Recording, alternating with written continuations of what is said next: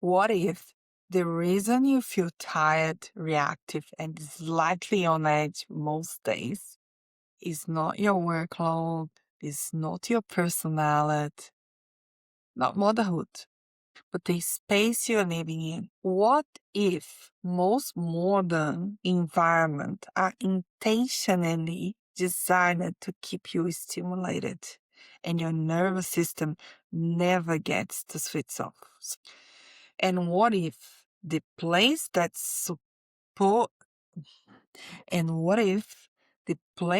supposed to support you is quietly keeping you in survival mode? Because here's something that stopped me in my tracks. Mel Robbins recent mentioned that around 70 to 80% of people are living some form of fight baseline most of the time. Not traumatic panic, just constant activation. And when it becomes normal, we stop questioning it. We just think we are tired or irritable or bad at coping. If you feel overwhelmed in a space that's supposed to support you, this is not personality fault. It's a space misalignment. If you're new here, I'm Etienne. I'm a designer and project manager specialized in nervous system spatial design. I help women create environments that support calm, focus, health, and emotional well-being. Through science-backed design, non-toxic choices, and deeper connection to nature. If these conversations resonate with you, make sure you subscribe so you don't miss the next episode, and join me inside my workshop, Calm is a Choice. And today, we are going to unpack something extremely powerful. Why modern spaces are built for stimulation. How older environments were designed very different. What constant low-grade activation is costing you. And one simple shift you can make tonight. Let's start with history. That's the place I love to start. Before fluorescent lights, before open plan everything, before productive become the highest value, hospitals looked very different. In the 19th century and early 20th centuries, many hospitals were built in pavilion styles, long corridors connected to individual wings surrounded by gardens. Patients had large operable windows, fresh air moving through rooms, sunlight getting into the room, green painted walls, very light green walls, because green was believed to soothe the eyes and calm people. High ceilings that felt breathable, views of trees and open sky. Beds were often positioned near windows so patients could see outside.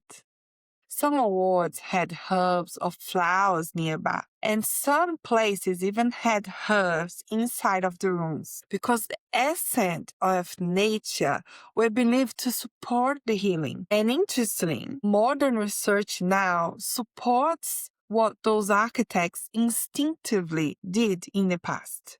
The essence are extremely powerful. Studies in environmental psychology show that access to natural light, greenery, and fresh air reduces stress hormones and improve the recovery outcomes. Patients with views of trees recover faster than those facing brick walls. Those spaces were slower, softer. They allowed the body to downregulate. Now compare that to our modern hospitals. Fluorescent ceiling lights, constant beeping, everything is white. And white is a color that becomes extremely overstimulating if it's everything white, like the walls are white, the furniture is white, the bed is white, everything's white. Noisy corridors, artificial air. Most hospitals, people cannot open the windows. More efficient? Yes, it is more efficient, but less regulating. We didn't change because it was better for the nervous system. We changed it for efficiency, and we brought that same efficient mindset into our homes. Walk into a large retail store. Bright lighting with no shadows at all. Long sight lines. Everything's in your face. Retail research shows that evenly distributed lighting increases people alertness and their buying speed. It keeps you moving, keeps you on the go, go, go. That make a lot of sense for business because they want you to buy more. They want you to be super alert, not thinking much, so you can buy as much as possible. But now look at the modern homes. Open kitchen to open dining into open living. No doors, everything is visible. So I'm not against open kitchens. I'll tell you that. I have an open kitchen. But most places, unfortunately, are designed completely open without any kind of zoning. Ceiling lights flooding the entire room at night. So most people, if you leave your ceiling lights for someone that doesn't understand lighting very much, I'll tell you, they will overdo the ceiling lights. When I was installing the ceiling lights in my house, I had to talk with the electrician a few times because he thought wasn't enough. I was putting fluorescent lights and I wanted them to be dimmable. And he's like, are you sure this is enough? I said, yes, that's more than enough. Other things that happens in modern homes, all the walls are usually white as well. Work laptops left out. Laundry visible. Your nervous system doesn't care that it is home. It cannot determine where you are. It responds to input. If the input feels busy, it stays alert. Your brain is always scanning. It's asking, is there something unfinished? Is there something I need to act on? Is there movement around me? When everything is visible, your brain keeps processing. Environmental research shows visual clutter increases cognitive load and elevates cortisol. Chronic low-grade activation becomes your baseline. You don't feel panicked. You feel tight, irritable, impatient, tired but wired. And here's the hidden cost. When your nervous system stays slightly activated all day, you snap faster at your children. Small things feel much bigger. You react to your husband from tension, not connection. You go to bed exhausted, but your mind keeps running. You think you need better time management. We all do.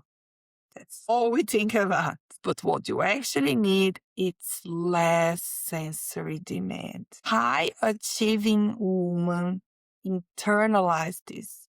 Instead of asking, is my environment overstimulating me all the time, over and over and over? You ask, why can't I handle this better? You always blaming yourself. You want to do more, you want to be more, but you never learned about this. Maybe this is the first time you're hearing this. So be gentle with yourself. But this isn't about handling more.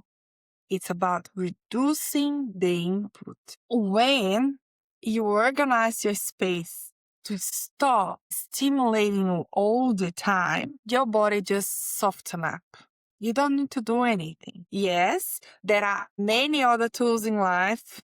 I'm not saying that's not important to exercise, to meditate, to do other things we do, mindfulness.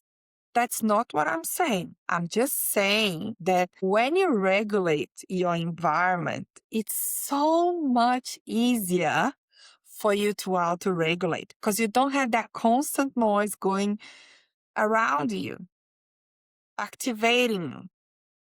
So there are other things that will happen in life and other tools that you have to regulate your nervous system, but at least when you get home, you can soften. We cannot control the supermarket. It is actually being designed with the purpose to overstimulate you. It's very rare when you go to a supermarket that makes you feel calm and lets you take your time. I'll tell you something. Here where I live, there is one supermarket that I love shopping there. It's considered one of the best supermarkets in the world. It's designed completely different from normal supermarkets.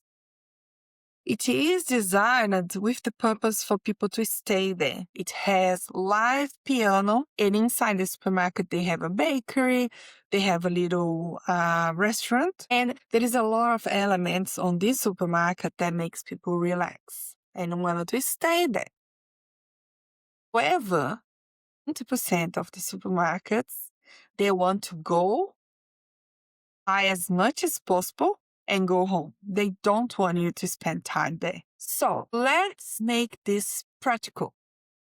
Tonight, after dinner, turn off all the ceiling lights. Or if you have dimmable lights, start dimming your lights. Use lamps. Ceiling lights sometimes can flatten the room and signal alerts. It's really nice to have the shadows, the shades.